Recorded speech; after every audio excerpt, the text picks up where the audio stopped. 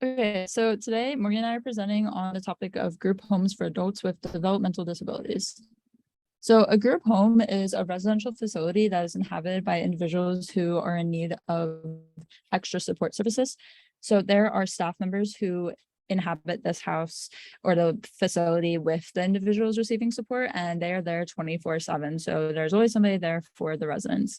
So typically the group homes will house about maybe 3 to 8 residents. It just kind of depends.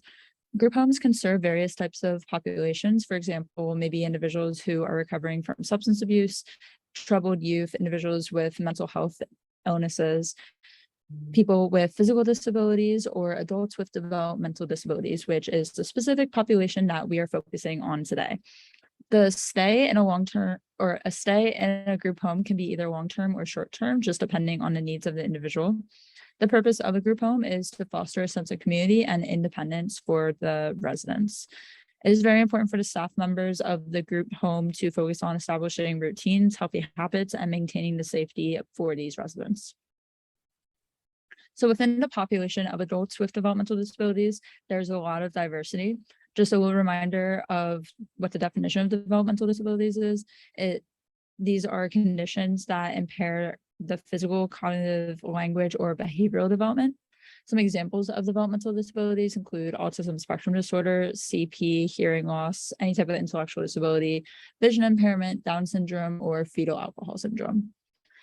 So then the individuals who are residing in the group home are going to have different types of support needs. Nobody is going to need the same type of support. So one individual might need extra help in the morning with different hygiene tasks or getting dressed or even just waking up, while someone else might be totally independent in that area, but might need help with like different IADLs such as money management.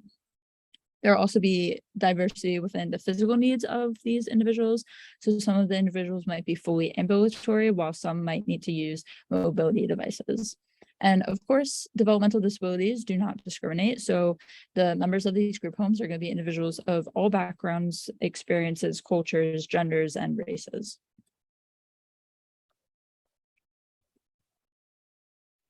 Okay, so some psychosocial dimensions of group homes. It's important that everyone, including the staff and the residents, acknowledge and accept everyone's differences, personal preferences, and personalities.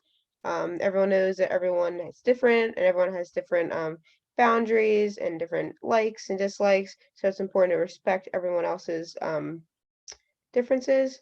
It's also important to facilitate a strong sense of teamwork between the residents and the staff members to develop a sense of family or a community within the group home. It's important to respect everyone's personal space.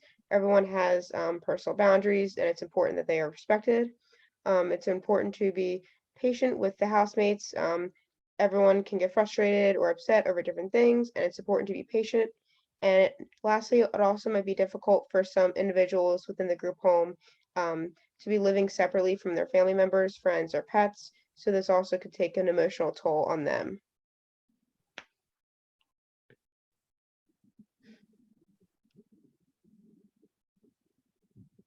Okay, so some social cultural factors of group homes. Again, it's also very important to recognize and respect everyone's differences, personal preferences, and practices. This could be in relation to different cultures, different religions. It's important to respect everyone's differences.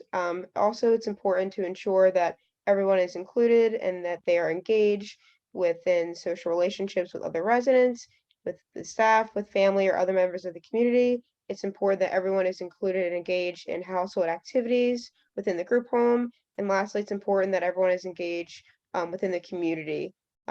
So it's important to facilitate that safe and inclusive environment to ensure that everyone has their own human dignity and everyone is spoken for.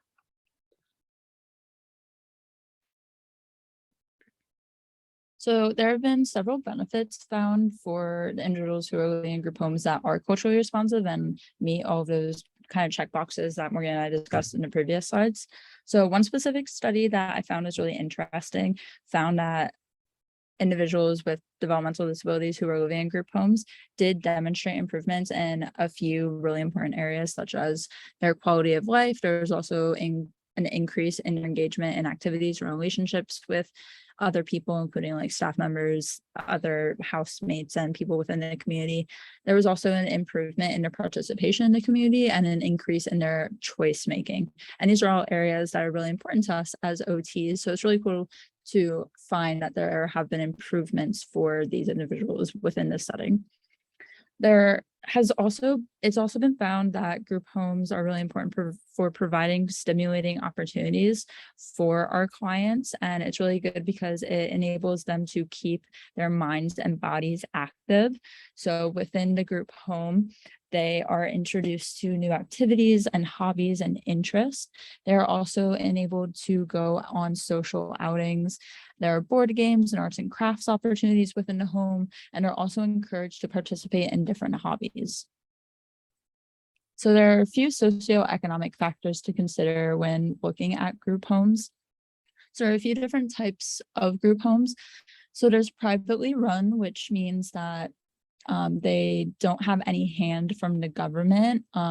They are also they can be for profit, which means that they are taking in revenue. There are government run group homes, which have to follow government regulations from the state, those types of things. There are also nonprofit group homes, which are typically sponsored by charitable organizations or faith-based organizations. And whatever extra profit they turn in, they bring that right back to the group home itself and invest in the group home. So the average cost per year for a group home is $65,000 to $120,000 per resident. And this can be kind of steep. So there are a few different payment options. Of course, the first one is for an individual and their family to pay out of pocket, and they can get some of this money from the resources that they already have. Typically, they'll be on Medicaid or Social Security. But if that's not viable, there is a special assistance program run through the state level and the county level for individuals who are low income. It's also very important for us to remember that social workers are essential in helping our clients find these resources.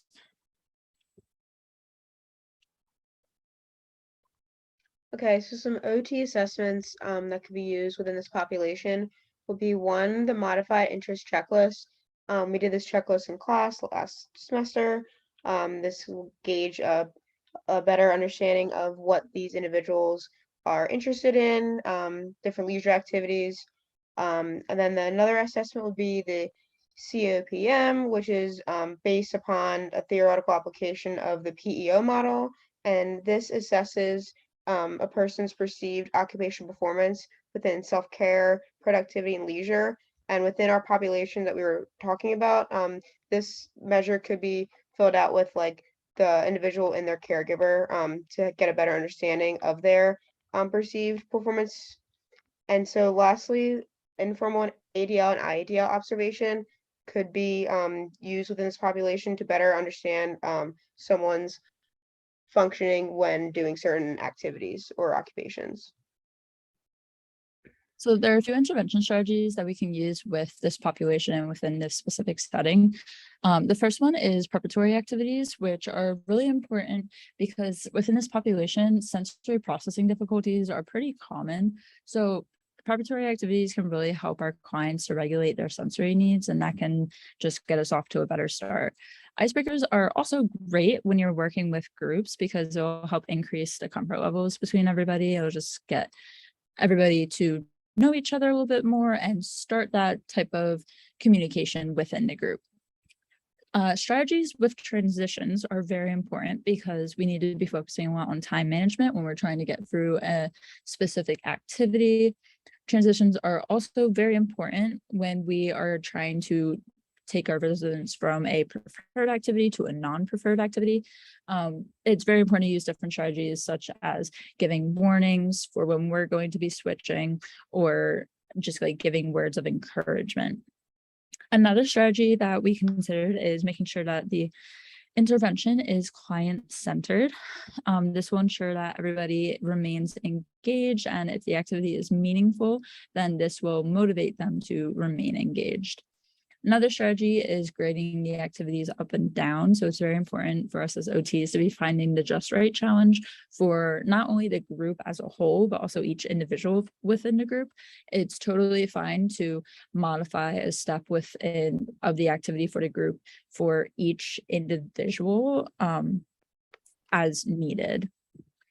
Forward chaining and backward chaining are also great strategies to use for this population. Forward chaining involves the client independently completing the first step, and then the therapist will jump in and provide prompting or just finish the remaining steps of that task. And this will just help ensure that the client is successful in the completion of that task and helps them feel better. So we're just setting them up for success.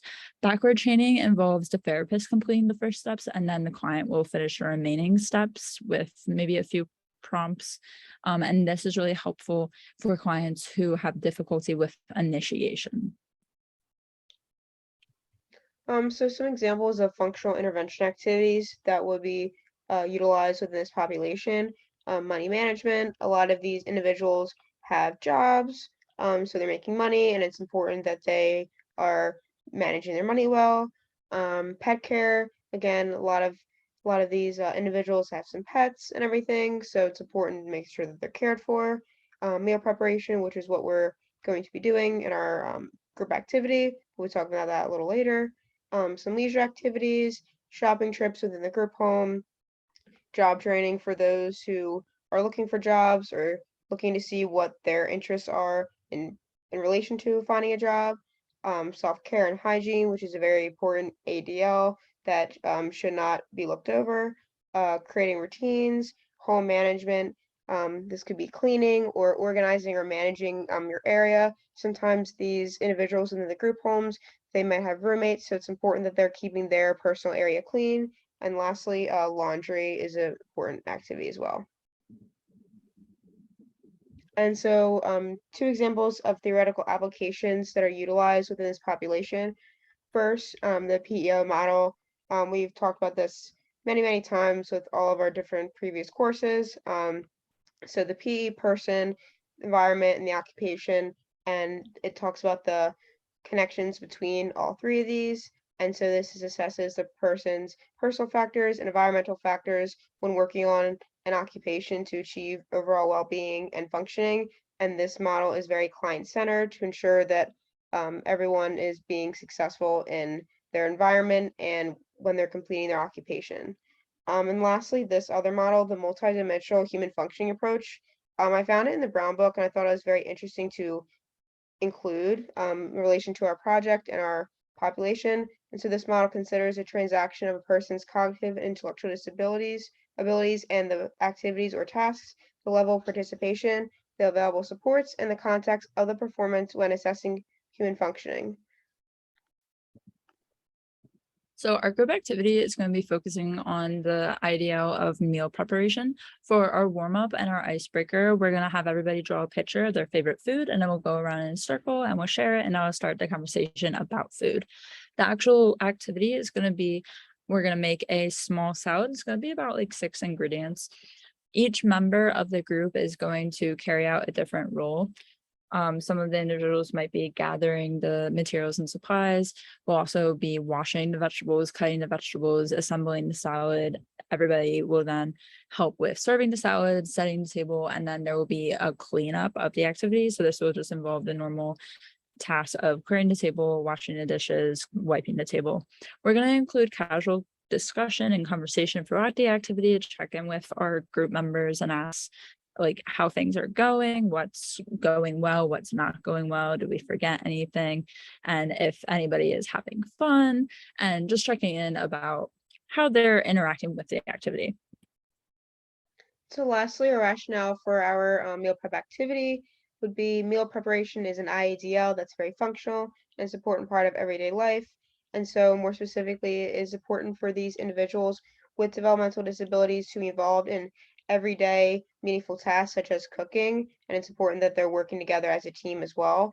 And so this activity involves many performance skills such as safety awareness if they are cutting or if they're near a knife, sequencing because we're following a recipe and giving each other roles for making the salad, searching and locating supplies, direction following, and social participation, which includes communicating with others because we are working as a team to create this salad and enjoy it together.